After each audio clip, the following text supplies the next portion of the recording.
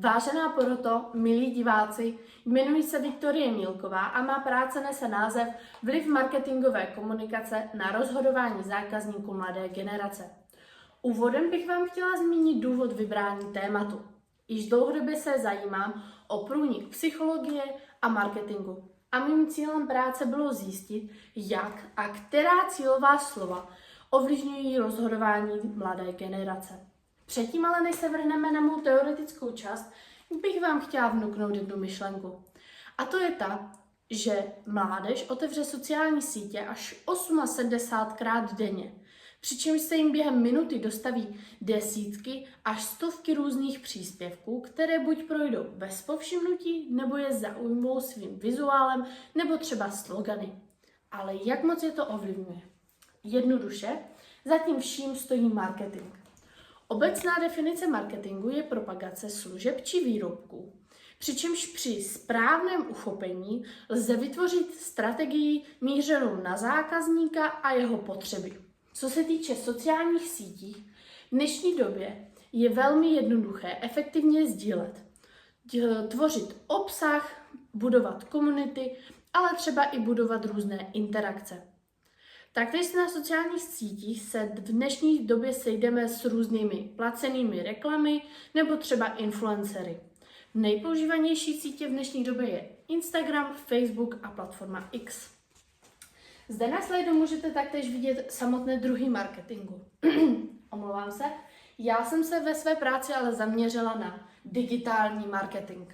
Do digitálního marketingu se v podstatě připojují všechny různé marketingové aktivity.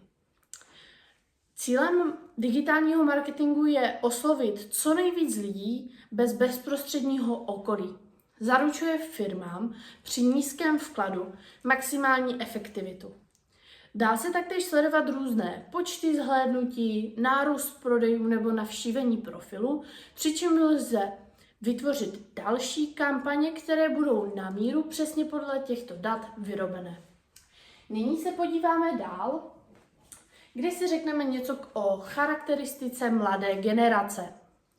Samotná mladá generace se dá v podstatě říct, že už vyrůstá v digitální době.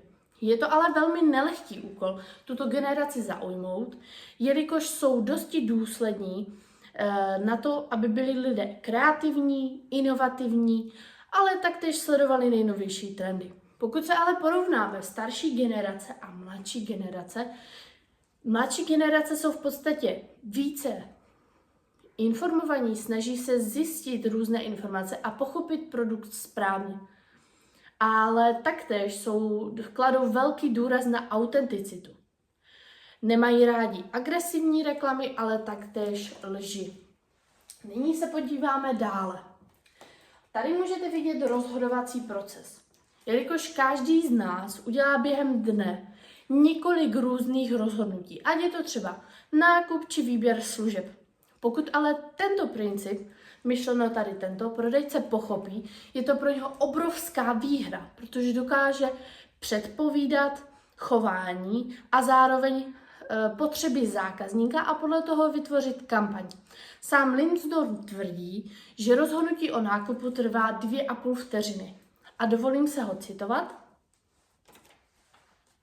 Když se poprvé rozhodneme něco si koupit, zahájí mozkové buňky příval příjemného pocitu. Ten nutí člověka nakupovat dále, i když rozum říká ne.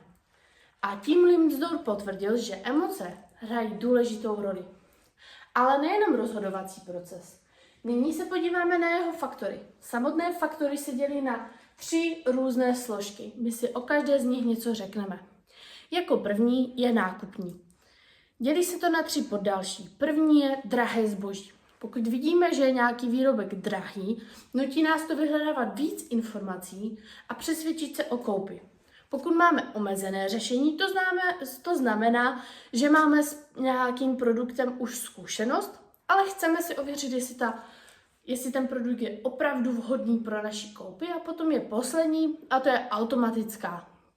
To je v podstatě moment, kdy ani nepřemýšlíme, ale rovnou kupujeme.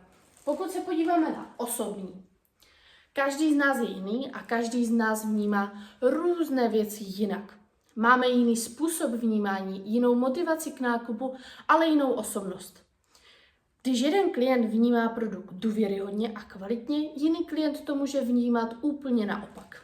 A poslední jsou společenské vlivy. Odjakživa nás naše společenská skupina omezuje. Vyvíjí se s náma. Jedná se třeba o kulturu nebo o rodinu, jejich názory a postoje. Sám Hess tvrdí, že ale nejenom tyto faktory nás ovlivňují. Ovlivňují nás ale i taktéž roční období, samotný vzhled prodejny nebo třeba prodavačka v prodejně. Nyní se podíváme dále. Cílová slova. Pro upoutání pozornosti je velmi důležitá volba slov, konkrétních výrazů nebo třeba sloganu, které vyvolávají reakci. Krásným příkladem je třeba Nike Just Do It. Co se týče sociálních sítí, z mého hlediska je to náročnější, jelikož máte 1 až 3 vteřiny na zaujmutí, aby z psychologického hlediska se aktivovaly nějaké emoce, nějaký chtíč o třeba povědomosti. Dále tady můžete vidět 5 podkategorií. Jako první je ekonomická. Slova jako sleva, akce nebo zdarma. Co u nás budí nějakou emoci o nějaké úspoře a že ušetříme. Další jsou časově orientovaná. Slova jako limitovaná nabídka nebo poslední šance. Je to pro nás nějaký časový nátlak, který nás nutí mít strach ze zmeškání a tím si prodejci zkracují dobu o rozhodování. Dále jsou exkluzivní. Slova jako výjimečnost, VIP, exkluzivní. Je to nějaká touha po odlišení či jedinečnosti, na což dnešní mládež většinou trpí. Předposlední jsou emoční. Slova jako dokonalý, vysněný, nezapomenutelný. Většinou se ale nejedná o produkt, ale o životní styl.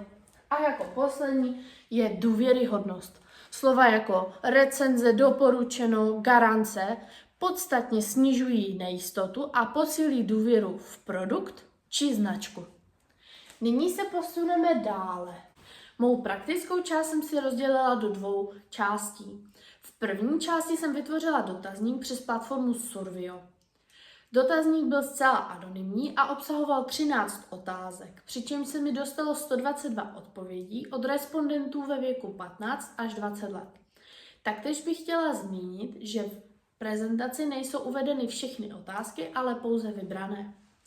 Nyní za mnou můžete vidět mé hypotézy, které jsem si vybrala na začátku své práce a postupně jsem si je buď vyvracela, či potvrzovala. Podíváme se na první otázku, kde mě zajímalo, jak mí respondenti vnímají reklamy na sociálních sítích. V grafu můžeme vidět, že 51,6% je bere na vědomí, ale nijak je nevnímá. Další otázka zněla a zajímalo mě, jak respondenti vnímají slovo jako sleva, zdarma, limitovaná nabídka nebo exkluzivní. Zde můžeme v grafu vidět, že 55,7% je oceňuje a vnímá je, čím jsem si napůl potvrdila svou první hypotézu. Další otázka, kde mě zajímalo, zda si respondenti myslí, že uvedená slova mají větší vliv na mladé uživatele. Zde můžeme vidět, že odpovědi byly smíšené, ale převáhala odpověď 8 z 10. Další otázka, kde mě zajímalo, jak se respondenti cítí po interakci s reklamou, kde zvítězila odpověď, že jsou zvědaví na produkt. Další otázka, kde mě zajímalo, zda už se respondentům někdy stalo, že si kvůli reklamě něco koupili. Z grafu můžeme vyčíst, že téměř 64% odpovědělo ano, přičemž jsem si odpověděla kompletně na svou první hypotézu. Další otázka, kde mě zajímalo, co zvyšuje důvěru respondentů v reklamu. Zde můžeme vidět, že 56,2% odpovědělo recenze. Taktéž mě ale zajímalo, co její důvěru naopak snižuje. Zde byly odpovědi smíšené, ale vyhrála odpověď zázračné výsledky. Nyní přecházíme na mé obrázkové otázky, kde mě zajímalo, který z obrázků zaujme respondenty jako první na první pohled. Z grafu můžeme vyčíst, že téměř 74 respondentů. Nyní se přesouváme na mé obrázkové otázky, kde mě zajímalo, který z obrázků zaujme respondenty jako první. Z grafu můžeme vyčíst, že obrázek číslo 1 získal téměř 74%, čím jsem si taktéž potvrdila svou třetí hypotézu. Přecházíme na další otázku se stejným zněním, kde převáhal obrázek číslo 1 se 88,3%. A poslední Hypotéza ještě. Další otázka se stejným zněním, kde převáhal obrázek číslo 1 s 88,3%, čím jsem si potvrdila svou hypotézu číslo 2. Nyní přecházíme na poslední otázku se stejným zněním.